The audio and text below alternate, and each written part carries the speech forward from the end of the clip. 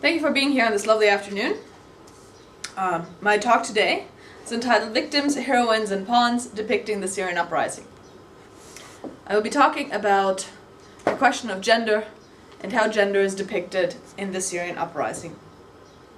During the onslaught of the Islamic State of Kobanî, media outlets across the globe broadcast pictures of brave and often unveiled Kurdish women fighting this quintessentially male force of destruction. The images of women fighting Islamist male aggressors aroused outrage, pity, and admiration among observers everywhere. But if all the Kurdish fighters had been male, or if all the Islamic State had included any female fighters, viewers might have reacted differently. Among the most widely disseminated depictions of women in the Anglophone news media have been photographs and video documentaries of women fighting in Kobanî, female protesters in Damascus on Al Jazeera, and female refugees in camps in Lebanon, Jordan, and Turkey, and Iraqi Kurdistan. Also, local political factions involved in the Syrian uprising, which include the Assad regime and its Shi'i allies, the opposition, including various Sunni factions, the Islamic State, and the Kurds, have all distributed gendered images. Their representations can be found by looking at official television channels and online materials. Together with a music video by the Kurdish singer Heli Love, these images form the basis of my analysis here. For my analysis, I draw on Mohja Kahf's work on the Anglophone reception of the Egyptian feminist Huda Sha'rawi's translated memoirs. Kahf writes that reading publics, quote, take in data about women from the Arab world, mainly by using conventions emergent from a long history of Western stereotypes about the Arab peoples and the Islamic religion, end quote. She identifies three categories which typify how Muslim and Middle Eastern women are perceived. The first consists of victims, the second of escapees, and the third comprises of pawns of patriarchy and male power. There are numerous problems with viewing female Middle Easterners through these categories. First, they obscure the enriching and satisfying relationships women can have and do have often with men. Another issue is that these stereotypical categories often camouflage the socioeconomic status of the depicted women. Similarly, the regime's videos of patriotic singers, as well as videos of female fighters in Kobanî, hide the fact that most fighters come from working classes and from poor families. In this talk, therefore, I analyze the gendered imagery distributed by each of the main factions, as well as the regional and global media outlets, drawing on Kahf's categories, and I also pay close attention to the issue of class.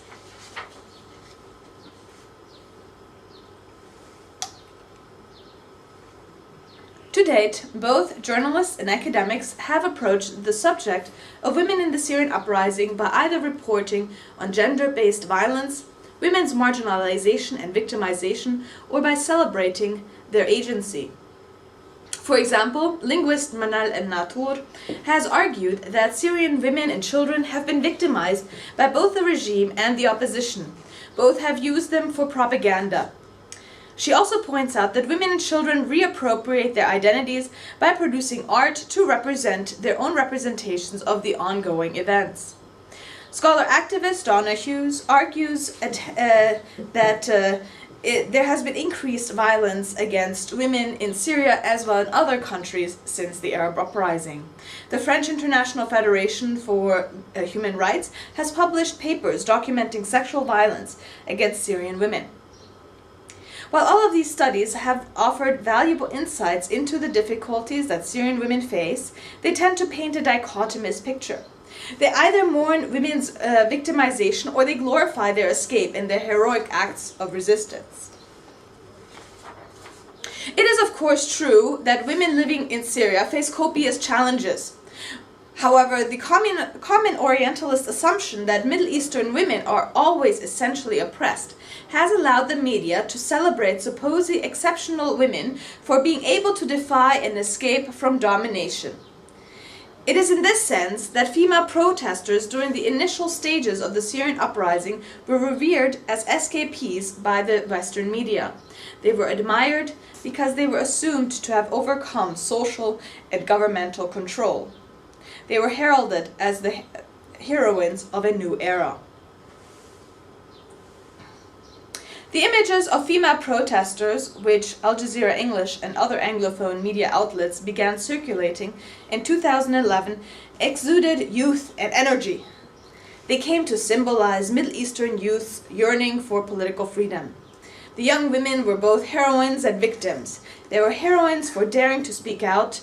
They were also victims of Syria's dictatorship and continued governmental repression.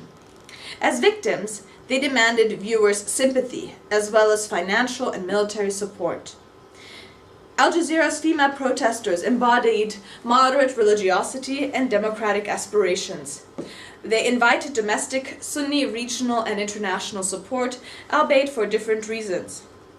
They invited regional support from the Gulf based on their piety and their gender. They appealed to international help by representing moderate religiosity through their clothing, their youthful creativity, with their painted faces, their unarmed courage, and their desire for a universal value, that is, freedom. 3 years after the Syrian uprising began, the Islamic State began to become a major political player in the Levant. By the fall of 2014, it had taken over vast tracts of land and continued to expand rapidly. When the siege of Kobanî began in September 2014, images of women once again made global headlines. Like the protesters, they were portrayed as escapees. While the protesters had escaped governmental oppression, these Kurdish women had escaped subjugation by male Islamists. During autumn 2014, images of Kurdish female fighters attached to the ruling party of Syrian Kurdistan, the Democratic Union Party, or the PYD, which is affiliated with the PKK in southeastern Turkey, filled the headlines of numerous Anglophone news publications.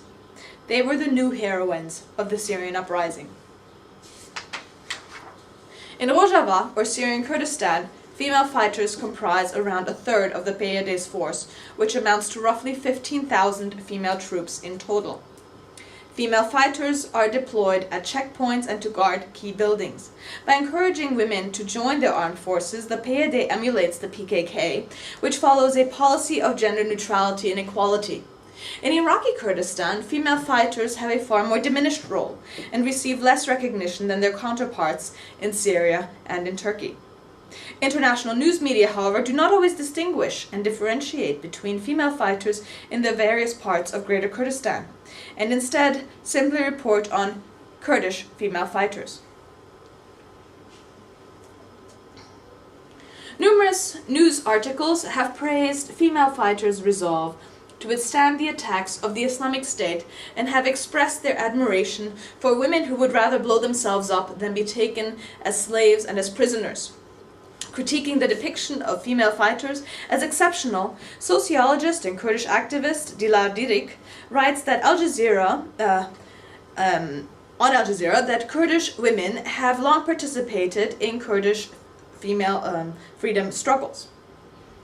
Arguing that female fighters of Kobanî are no different from their Kurdish sisters elsewhere, Dirik simultaneously paints Kurdish women as exceptional in a region where women are subject to patriarchal interpretations of Islam. Dirik's nationalism further conceals important socioeconomic differences in the four parts of Kurdistan. Women from poor families are more likely to become fighters, and Syrian Kurdistan is poorer than the other parts of Kurdistan. This is one reason there are more Syrian Kurdish female fighters than, for instance, Iraqi Kurdish female fighters.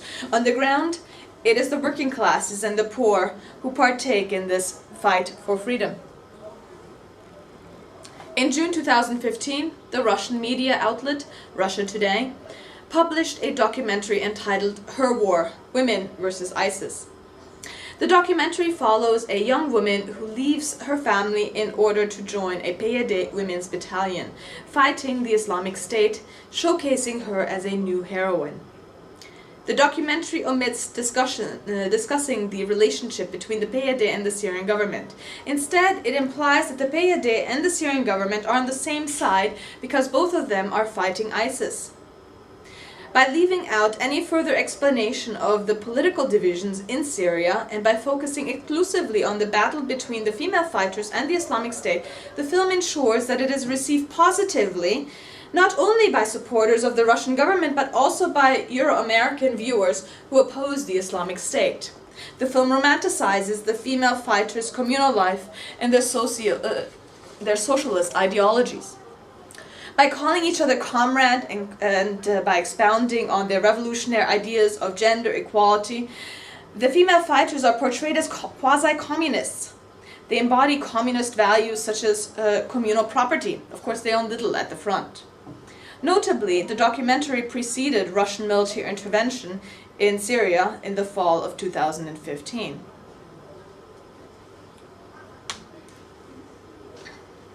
While images of female fighters from Kobanî were distributed all over the world via electronic media, patriotic posters in neighboring Iraqi Kurdistan focused on male fighters, also known as Peshmerga. In the city of Slemani, for instance, numerous placards were hung up after the rise of the Islamic State in the summer of 2014, but none of them displayed or mentioned female fighters. Instead, they all concentrated on individual male fighters, and a common caption read, "Heuman Peshmergain," or "We are all Peshmerga." Are Iraqi Kurds more honorable than Syrian Kurds because they do not require women to fight? They have male fighters who are able to defend Kurdish women. The fact that Iraqi Kurds are wealthier than their neighbors to the west also means that they can afford to be more conservative.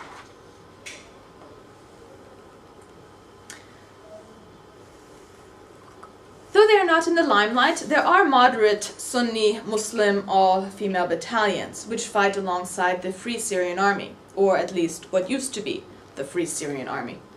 For example, the Hara'ir Deir ez-Zor was established in May 2012, and they were one of the first female fighters to join the FSA, the Free Syrian Army, at the time.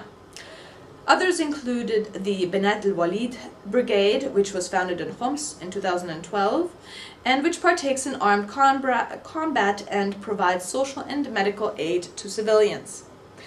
Some of these women-only units display visible signs of Islamization. Examples include the Kalashnikov-bearing and niqab-wearing Sumaya bint al-Khayyat units in Nebek and the Ummuna Aisha battalion in Aleppo and the Mothers of Martyrs Brigade in Eastern Ghouta. To what socioeconomic classes do these women belong?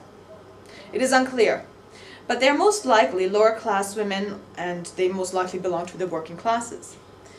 Why has the global media not focused on these women? Would your American viewers be uncomfortable with the idea of militant but moderate Muslim women? Would the Anglophone audiences be able to distinguish and differentiate between these women and those who belong to the Islamic State? Perhaps such images would confuse and even undermine the world's view that the FSA, or at least its remnants, and other Sunni opposition fighters are righteous resistant fighters worthy of Euro-American support.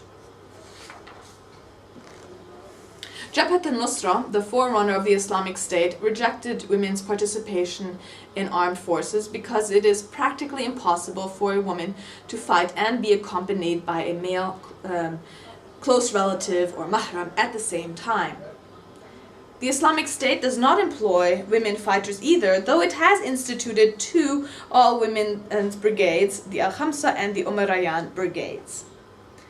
The Islamic State established these brigades in February 2014 after they gained control of the Syrian city of Raqqa. They did so in order to be able to search women at checkpoints, and there are stories about how men used to dress up as women and then they were able to pass these checkpoints without being searched. The other reason they established these was in order to discipline women who do not conform to the strict rules set forth by the Islamic State. Some reports state that there are mainly married women who wish to join these all-women's brigade. Other news articles have also noted that only unmarried women between the ages of 18 and 25 are allowed to join. If it is true that it is only unmarried women that join these brigades, then these conditions echo those of the Peyade, which also stipulates that only unmarried women may enlist. The condition that only unmarried women may enlist in these organizations guarantees the female fighters' honor and their sexual purity. Hence, female fighters are not overturning patriarchal norms. They are merely escaping from them temporarily. The notion that Middle Eastern women are oppressed and in need of liberation is not only found in Orientalist depictions of women, it is shared by the Syrian regime. As Donatella della Ratta writes, quote, "The ideological common ground occupied by the regime and many cultural producers is a belief in the backwardness of Syrian society, which ostensibly can progress only through an enlightening Tanwiri process led by benevolent minority rulers." End quote. In order to enlighten its population, the Syrian government used to promote a select number of women as role models. These included, among others, Buthaina Shaban, an Alawi spokesperson for the regime. And this is her. Buthaina Shaban was a famous politician, author, academic. She has been a symbol of Syrian modernity. She was born in 1953 in a rural area to a teacher's family. She graduated as the fourth best student in the entire country and was awarded a governmental scholarship to study in Damascus. Next, she pursued her MA and her PhD at the University of Warwick in English literature. When she finally returned to Syria, she worked first at the University of Damascus and then as a translator for the then Syrian President Hafiz al-Assad. Under the presidency of Bashar al-Assad, she was appointed as a political advisor and she served as the Minister of Expatriates from 2003 to 2008. When the Syrian Uprising began in 2011, many were disappointed with Buthaina Shaban. In particular, her former student, Asad Saleh, who greatly admired her previously, was now so disillusioned that he wrote an article entitled "Failing the Masses." As the title suggests, Saleh argues that Shaban lost her integrity by siding with the government. She failed the masses. When the Arab Spring initially began in Tunisia and Egypt, Shaban criticized governmental repression and lauded the people. Yet when the uprising broke out in Syria, she first announced that the regime would implement drastic reforms and then proceeded to toe the Ba'ath Party's line, accusing the opposition of terrorism and of being a foreign conspiracy. What Saleh bemoans is that Shaban turned out to be a pawn. In his article, Saleh initially extols Shaban for having ascended to prominence despite her rural origins. He revered and celebrated her as an escapee. However, by supporting the government, Shaban lost her integrity, at least in his eyes, and proved to be a pawn of the regime. What Saleh forgets is that Shaban would lose her wealth, power, and status if she were to defect. And that is a lot to ask for the sake of integrity. Young Syrian women that the Syrian government promotes as role models include young patriotic singers. When the uprising began in 2011, the Syrian regime launched 2 patriotic TV channels, which aired music videos. These patriotic videos depicted beautiful young women, soldiers, and strongmen who called upon viewers to defend the regime and protect the homeland. Notably, the nice clothes of the female singers and the fighters, which they wore on television, does not reveal the economic struggles of their families. The main values highlighted in these videos are those of patriotism, order, discipline, and progress. Religious references remain confined to a superficial secular pluralism, depicted via scenes from historic mosques and churches. These videos were intended to serve as proof to neighboring countries that Syria continued to uphold secularism and modernity. They symbolically positioned the government as the polar opposite of the Islamic State and its Islamic precursors. The channels were aimed at Syrians living in Syria and Syrian expatriates and also of course refugees, in neighboring countries. Though these television channels went off the air after only 2 years of broadcasting, the videos are still available online and they are played on regime-controlled channels such as Syria Drama. The important point is that these channels employ young unveiled women and disciplined soldiers to show that this state is progressive, modern, and willing to defend what it perceives as order. Moreover, the videos of young idealistic heroines, along with the promotion of high-ranking women such as Buthena Shaban, are all part of Syria's state feminism. Syrian state feminism typifies first and second wave feminism in that it promotes women's political and social rights. The implicit culprits of women's oppression, according to Syrian state feminism, are conservative religious and rural values and their defenders. In other words, by holding on to power, the Syrian government claims to protect and champion women's rights. Similarly to the Syrian government, the Iraqi Kurds also broadcast nationalist songs on television. Generally, these video clips show men fighting and practicing military maneuvers and women singing. One of the most famous singers, who does not, however, sing on Kurdish television, is Heroines, an expatriate Kurdish nationalist singer. According to the Kurdish news website Rudal, Heroines is not only popular and patriotic, but also a role model for young Kurdish women. Born to Iranian Kurdish parents, she grew up in Finland and moved to California in 2006 to become a professional singer. In the spring of 2015, Heroines released her second single entitled Revolution, with the second through fifth letters evol written backwards such that the word love appears. The clip, the text, and her attire are a postmodern fusion of old and new, ethnic and global. Appealing to wealthy urban Kurdish youth at home and in diaspora, as well as to non-Kurdish Anglophone sympathizers, the song calls for both armed resistance and the end of violence. Even though I do not have the video to show you here, you can find the video of Heroines online easily. It is on YouTube, just search for Revolution. The video begins by focusing on a young fighter gazing at a photo of himself and his young son or a younger brother. The implied setting documents the rise of the Islamic State. Slowly, the camera shifts to a village scene wherein children are going to school, elderly men are drinking tea, and women are chatting in front of their homes.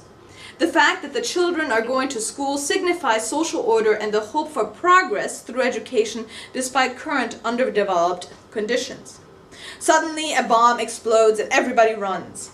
Heroines strides onto the scene. First, the camera reveals her golden high heels and golden ethnic anklets. Then we see Heroines from behind, dressed in black Kurdish men's clothes with her hair covered by a checkered red and white agal. A young boy stares at her through his cracked glasses as the camera shifts to reveal Heroines' face, veiled by the agal and crowned by more ethnic jewelry. She keeps marching towards the enemy tank responsible for the initial explosion. When she finally faces the tank, her bejeweled hands lift up a banner which reads, "Stop the violence!" Her stance is reminiscent of the Syrian female protesters. On her wrist, she wears gold bracelets shaped like bullets, and on her manicured fingers, she sports rings with miniature assault rifles. From then onwards, the song consists of her singing and dancing in front of mostly male Peshmerga fighters and some female ones. The lyrics of the song are uncomplicated and repeat the same lines as if they were slogans. United, united, we're marching, yeah! Together we can survive it. Long live to every nation.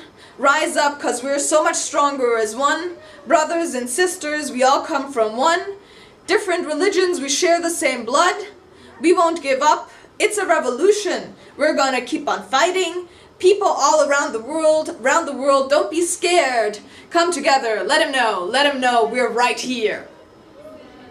The lyrics call upon the world to support and join the Kurds in fighting the Islamic State and urge Kurds to be steadfast in their war.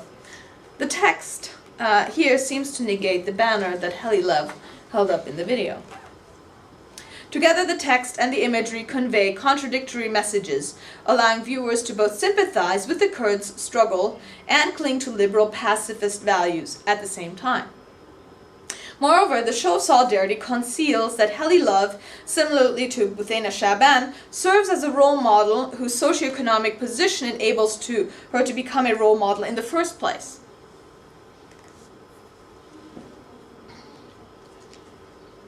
According to Mohja Kahf, the third Orientalist category, according to which Middle Eastern women are perceived, consists of pawns of male power. In other words, those women who fight for oppressive regimes are considered to be brainwashed. In the Syrian Uprising, the most duped women, according to the Anglophone media, are those who have voluntarily joined the Islamic State. Opponents of the Islamic State are divided on how outsiders should feel about women inside the borders of the Islamic State.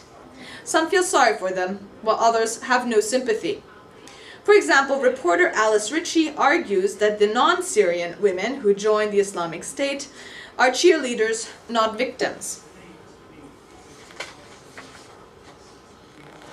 In short, the outside world should not feel sorry for the women there, at least not for the foreign women who have willingly migrated to participate in a sexual jihad. If anything, viewers should despise these women because they support the brutality of the Islamic State. Moreover, by associating them with Islamic State fighters through nicknames such as jihad brides, these women are stripped of all those feminine qualities such as vulnerability and even modesty, because they came to offer their sexual services to the fighters as part of the sexual jihad, which might evoke sympathy from international audiences. The emphasis on their agency and their ideological conviction forecloses the possibility of victimhood and negates their need for being saved by outsiders. Foreign women who have joined the Islamic State are seen as having insulted Western notions of freedom by having abandoned the supposed endless possibilities offered to them in the West. British media, in particular, underplay the fact that those possibilities are severely limited by the socioeconomic circumstances that these women face at home, that is, in the West. Instead, they highlight that they have made an independent choice, which undermines the liberal normative notion that everyone aspires to, freedom, and this leaves audiences baffled. Trying to understand these women, the British media has resorted to focusing on their personal lives in order to explain why these women, who are generally associated with nonviolence, would join the Islamic State.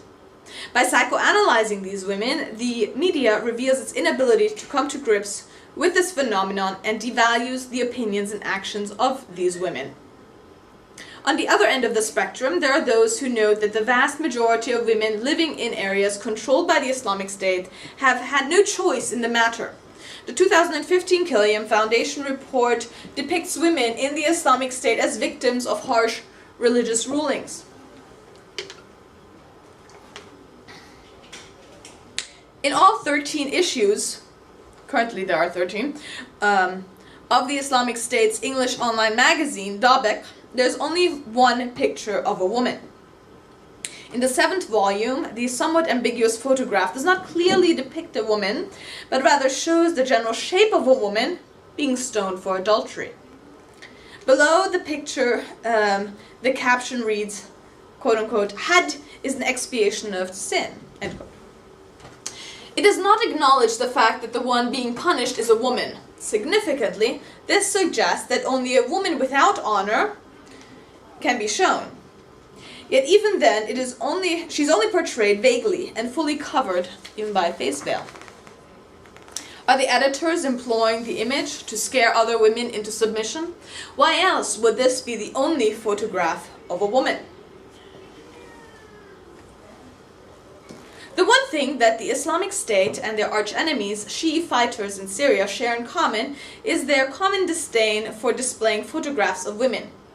However, while the Islamic State promotes male photographs in order to appear honorable, powerful, and attractive for potential supporters, Shi's entreat sympathizes by appealing to their sense of loyalty to the female saint, Sayyidah Zainab.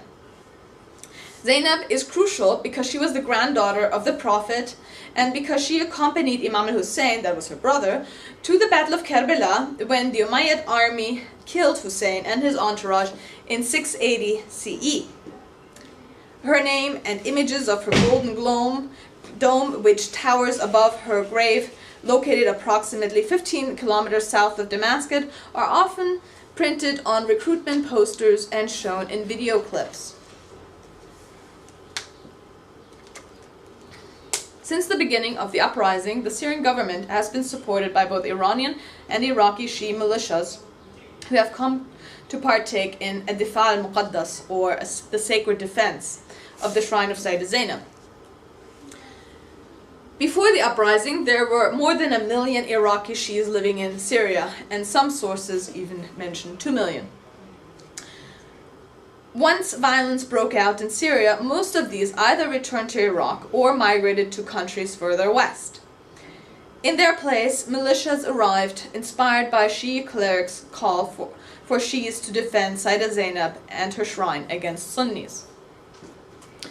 Shia fighters came from Iran, Iraq, and Lebanon and are primarily funded by Iran.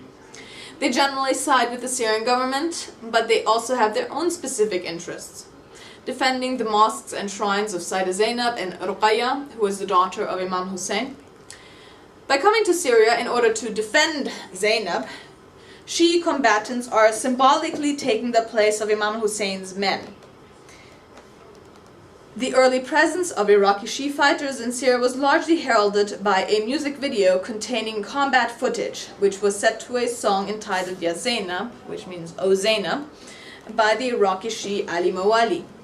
Since then, the video has been distributed on YouTube, where it bears the logo of the Abu al-Fadl Abbas Brigade. In the video, Shia fighters are represented as Imam al-Hussein's men, while the women are left out. Unlike the women who cheer the Islamic States, Shia women are not depicted as pawns, however. Instead, they simply remain marginal, at least in terms of the gender depictions of the sacred defense and to the discourses surrounding it. However, what both the Islamic States magazine and the Shia militias videos share is that they sideline women and the socioeconomic troubles of the fighters.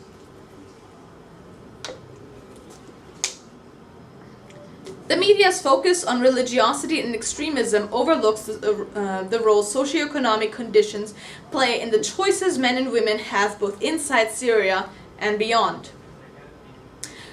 The Kurdish women fighting in Syria are usually from far more impoverished families as compared to the Kurds in neighboring Iraq, at least prior to the current crisis. Yet even in Iraq, male Peshmerga fighters often come from lower and working class families. Upper-class teenagers merely invoke the Peshmerga by wearing t-shirts that celebrate the fighters.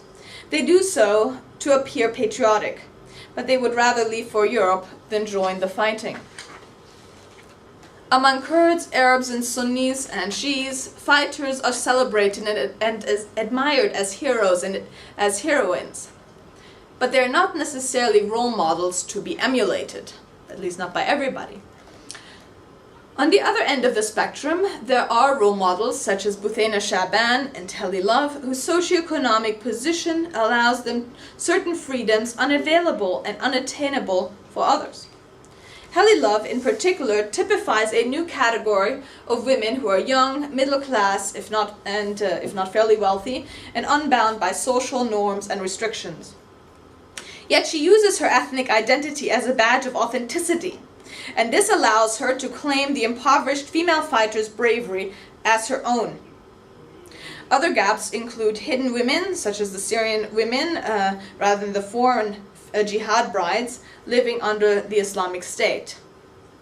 Other hidden women are Shia women that are concealed by the focus on Sayyidah Zainab and Shia depictions of the sacred defense. My analysis of gendered images and imagery relating to the ongoing Syrian uprising reveals that women are often perceived as victims, SKPs, which include fighters and role models, or pawns. Moreover, it points out that celebrating heroines, such as protesters and Kurdish female fighters, for escaping patriarchal norms overlooks the extent to which they continue to be subject to those very same norms.